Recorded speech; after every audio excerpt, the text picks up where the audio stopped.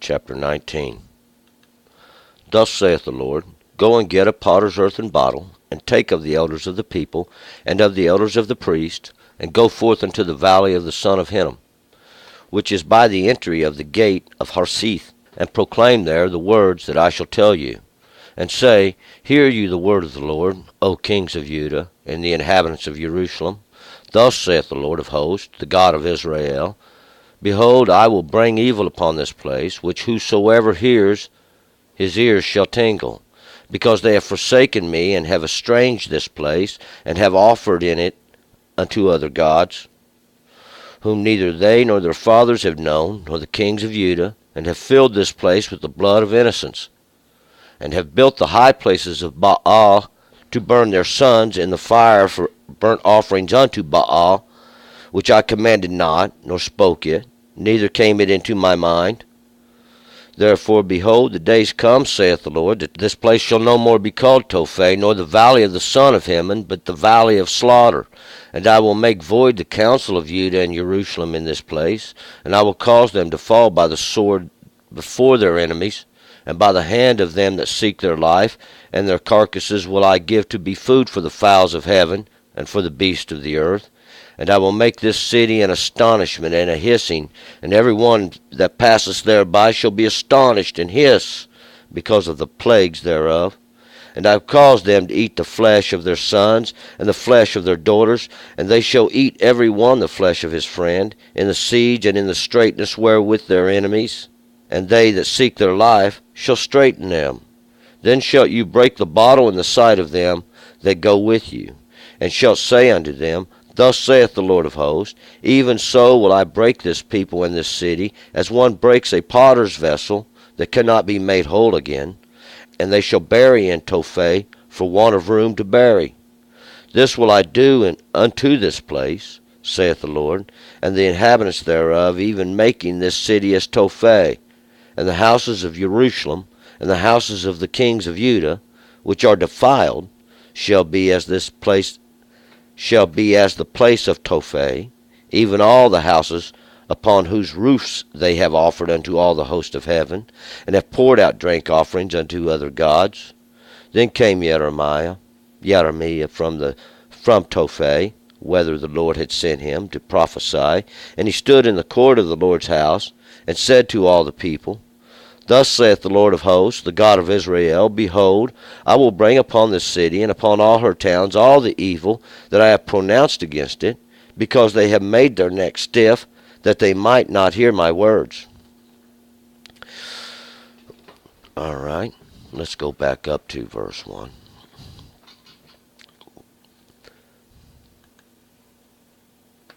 Now we're going to continue. We kind of included this chapter. I believe they included this chapter here simply because we had talked about the potter's house yesterday, and Jeremiah had went down to the potter's house yesterday to see what God had to say, and we found out that we are all just like a vessel, and God makes the vessel according to what he knows the vessel is, and God also, this represents a nation as well as each one of us as an individual.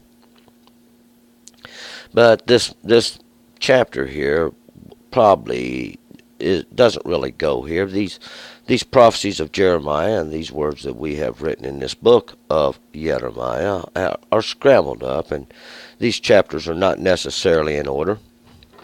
We will pick this up, though, in verse 1. Thus saith the Lord, Go and get a potter's earthen bottle, and take of the elders of the people, and of the elders of the priests. So the Lord has commanded now Jeremiah, this one whom the Lord has appointed, to go down and to take a earthen vessel, one of the pots that now the potter has made out of earth, the clay, and take of the elders of the people and the elders of the priests. So get all the elders together, and these elders represent those who are over the tribes, over the peoples and the families, and over the sanctuary of God, these priests, too. And go forth into the valley of the son of Hinnom, which is by the entry of the gate of Harseth, and proclaim there the words that I shall tell you. So now God is commanded to take this vessel and the elders of the priests and go out of Jerusalem at the gate thereof of Harseth. And Harseth is this gate that I know the King James Version says east, but it's not east. It's Harseth, and the Harseth means potsherd. These that are used for scraping is what these potsherds represent, because there by this gate you could look around and find laying on the ground pieces of potsherd that had been used to scrape the skin with for before they entered into the city, these that were diseased. But they was going to a place that in the valley of the son of Hinnom, and this valley always represents this low place. I like to refer to it as that place where the flesh falls into and they can't get back out of. And this is the valley of the son of Hinnom. And Hinnom means pity. Those that had pity. And what they had pity for was these broken things that they was throwing away, because this is Tophet. This is the dump. This is the burning place. That's what Tophet means. And this is the place everybody took their trash, and they throwed it down into this gorge, this valley of the son of pity. And he said, now go there and proclaim these words, 3, and say, hear you the word of the Lord, O kings of Judah and inhabitants of Jerusalem.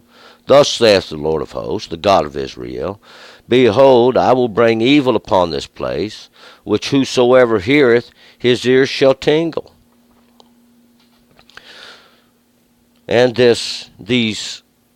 is going to tell them now that they have been in error, and we're going to find out that this was the problem from the beginning. The elders, these that are referring to here as the kings of Judah, these elders of Judah, these leaders of Judah, these ones who were over not only the tribes, but the families, even the families,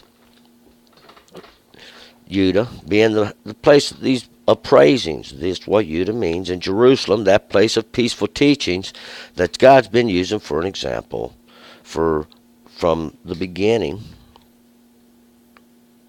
Thus saith the Lord, I'm going to bring evil on this place, and whosoever hears, his ears shall tingle. And this tingle here doesn't mean like an itch. What it means is like a dull burning sensation, because it's like the ears are falling down and in a vibrating sense, because it's not good news because they have forsaken me and have estranged this place and have offered in it unto other gods, whom neither they nor their fathers have known, nor the kings of Judah, and have filled this place with the blood of innocents. And we're going to find out what was going on then. They had forsaken God. They had turned from his understanding. They had turned from the law of God. And they had estranged this place, or they had chosen this place, and they had went there. And we're going to find out at that time they had laid up, or stood up there, the image of Baal, this Lord image they had made. And they were taking their children, and they was offering them there as an offering unto Baal.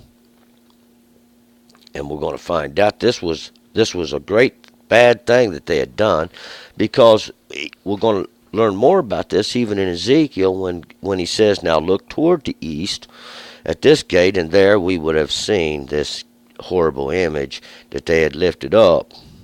5, and have built the high places of Baal to burn their sons in the fire for burnt offerings unto Baal, which I commanded not, nor spoke it, neither came it into my mind. God never asked for this. See, this is nothing that God ever did, to take your children and offer them up to an image that trying to make somehow atonement now for your mistakes. These high places, these exalted places, even these, and we're going to find out these priests of Baal had worked their way in. We find a great example of this during the period of Elijah or Eliah. And they was offering their sons and daughters there, and this was the innocent blood there, because God never asked for this. This had never crossed God's mind that there should be a human sacrificed. 6. Therefore, behold, the days come, saith the Lord, that this place shall no more be called Tophet, nor the valley of the son of Hinnom, but the valley of slaughter, or Heragah. They translated Heragah here to slaughter or killing. See, instead of Heragah, we couldn't get the son of pity translated, because see, this, we're going to see that this has become a tradition and a teaching that men don't have no understanding, so they just assume no one does. But these days will come, because the actions of men are always made known. The sins have a way of showing up in society through degradation. Sooner or later, the fat seat's made known. The transgressors reach their full, however you want to look at it, but the judgment of God comes. See, and that's what we're talking about these days. And what's going to happen to Tophet, this place of burning? It's going to become the valley of slaughter. And this slaughter here doesn't mean just like a place where you bring things to be slaughtered. No, it's like a single occurrence of many. So many brought there and were slaughtered at once. 7. And I will make void the counsel of Judah and Jerusalem in this place, and I will cause them to fall by the sword before their enemies, and by the hand of them that seek their life. And their carcasses will I give to be food for the fowls of heaven and for the beasts of the earth. And these fowls of heaven, those that swoop down, they shadow over, they cover up, they come to devour. And these beasts of the earth, those that lie in wait for the souls of men even. And that's what the flesh is for. See, these that go around trying to somehow save it, somehow think that it can inherit and is going to go off to magic land, and here in the earth wickedness is done, and wickedness continues. Therefore has the Lord made void this counsel of Judah, these teachings. This counsel is like advice. The advice is no good in their praisings, and their advice is no good in the city of peaceful teachings. See, God has made void their counsel. He's turned it around. 8. And I will make this city an astonishment and a hissing. Every one that passeth thereby shall be astonished and hiss because of the plagues thereof. And these plagues should be more like a wound. It should be like a cut, a wound. Actually, it should be more like somebody took a switch across your back and made a wound, a whelp, because this is how it's insinuated, that you might see the punishment which God dealt unto this place, even the city of peaceful teachings. But we're going to see now these prophecies were doubled. See, that God said you're going to pay twice, double for your sin, because twice you will have to take this wound even being carried off into captivity into Babylon. 9. And I will cause them to eat the flesh of their sons and the flesh of their daughters, and they shall eat every one the flesh of his friend in the siege and in the straitness, wherewith their enemies that they seek their life shall straiten them. And this eat the flesh, maybe that might have been in what they was doing back then when Rabshakeh, they would most likely eat their dung first. But this eat the flesh is to devour the flesh of their sons and daughters. Why? Because that's what they do. They take these and offer them up into an image, offer them up through an image unto God. And this is devouring. They are devoured. They are burned up. And this is where this devour here, this eat, it should be devour. It gets its root is in burning up, doing away with even, and a generation to come.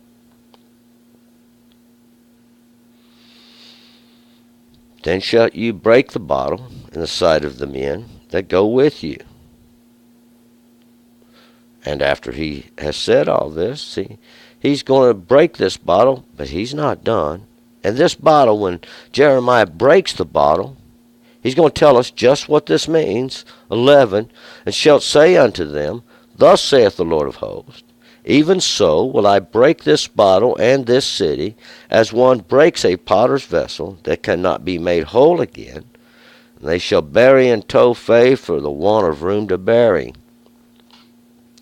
Which this would be, it would take a whole lot to fill up the gorge. But God says there be for want of room to bury in this burning place, this place where they take and offer up their sons and daughters. And that's what he's talking about.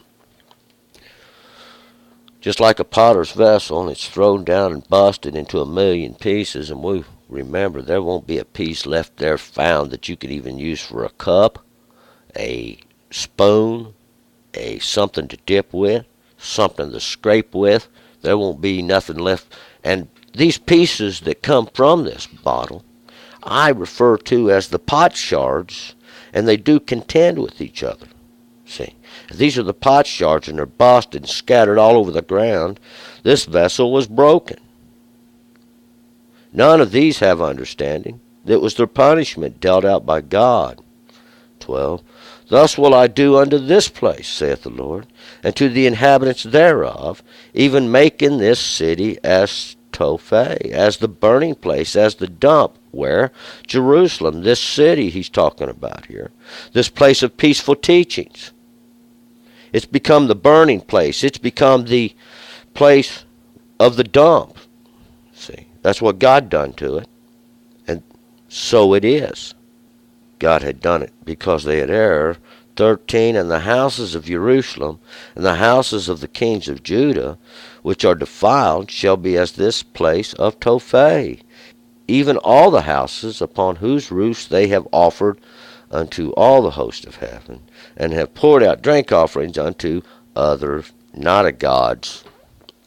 These Elohim, the one that God's strong ones that he uses to deceive all the nations. He gives these to all the nations to worship. But he said, you shall not do this thing. You shall not have no other God but me. You shall not make you an image, and you shall not use the Lord's name to do these destructive things. That's what they do. And God has made a great example even in the earth today.